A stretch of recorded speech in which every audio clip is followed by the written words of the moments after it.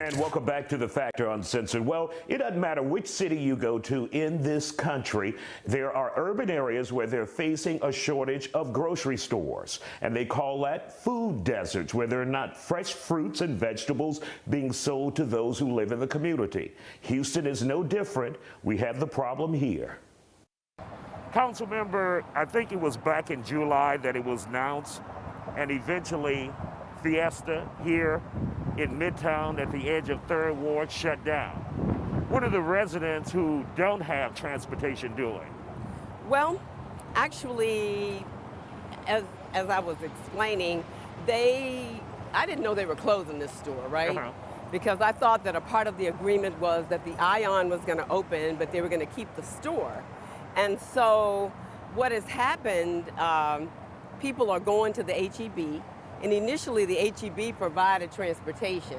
And so I guess they're going to have to catch the bus, which is not good because it's very difficult to do that.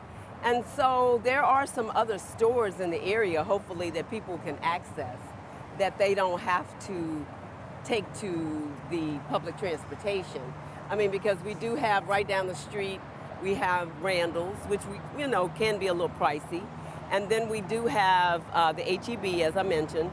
And then over on the Scott corridor, we have Pie Burns. Now, another tragedy, of course, was the loss of Jim's, which burned down a couple of weeks ago.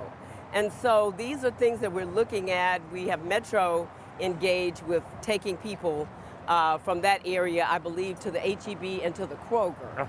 And the Kroger is not very far from here either. All of the stores are pretty close in proximity. And so, of course, it's devastating. This was my stop, certainly coming from the city. I could stop by and pick up something. And then it's been here for quite some time. But it's certainly going to have to be something that we're going to have to address to help people to be able to access stores that have good quality food and competitive prices. The reality is food deserts are still very real in Houston. Yes. Particularly in the 5th Ward. Yes. And of course you guys have stores here, like I think recently they opened a Whole Foods in Midtown. That's expensive as hell. That's expensive. So, it certainly is. And so as I said, HEB is very competitive. Yes. Kroger, they're pretty competitive. They offer specials there, and they do at Randall's as well. And so we were very excited about the HEB, but of course I was not excited to lose Fiesta because it really has been a staple in the community. So how do we get more grocery stores with fresh fruits and vegetables, and that's affordable, to come to this area? Well, we're actually going to, I believe that especially with the Ion coming up, I believe that this whole community is going to come up, so to speak. And for those who are not familiar with the Ion, what is that exactly? Well, it's going to be a technology phenomenon in this community, because I actually have a meeting updating us on the progress. As you see, it doesn't look like Sears anymore. Right.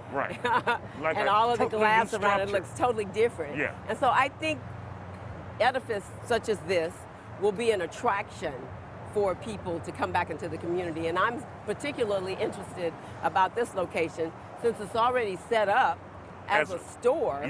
Then someone may be interested in coming back to this area. Well, let's just see what happens to this old Fiesta. Hopefully there'll be a grocery store there. Well, I hope so, and I'm going to actually ask about that because there are other chains that may be interested.